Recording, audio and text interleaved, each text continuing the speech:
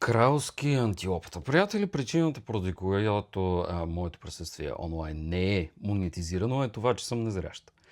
И не мога да си снимам съдържанието и да го монтирам, така че да е особено визуално привлекателно. И това ви го казвам непрекъснато, за разлика от някои други незрящи инфлуенсъри, които не разказват за частта, че хора, които виждат, им снимат съдържанието, монтират го, модерират го и така нататък.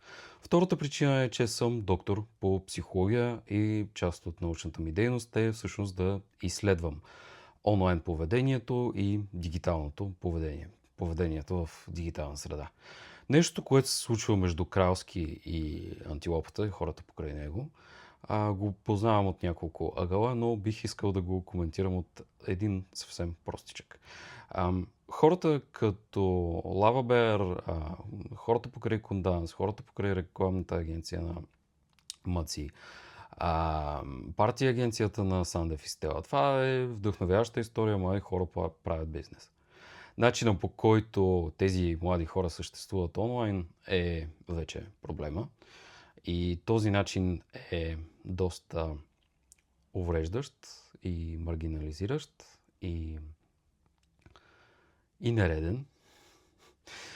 Начинът, по който Кралски се опитва да адресира това присъствие, също е доста дисфункционален. И накратко, като психолог, който изследва точно тези неща, бих ви посъветвал не слушайте емоциите си толкова много, колкото тези всички инфлуенсъри ви съветват. Разглеждайте това, което се случва след известно време.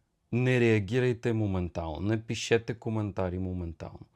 Защото една моментална реакция под силни емоции може да ви изглежда истинска, само че тя е прибързана и тя ви дърпа към останали прибързани, емоционални, неуравновесени действия. И българския интернет прилича на този горящ кош с отпадъци, точно защото се състои главно от хора, които просто реагират, ядосват се, радват се, хилят се на един на друг и в крайна сметка е един дъмстър, който просто гори. Защото всеки реагира първосигнално.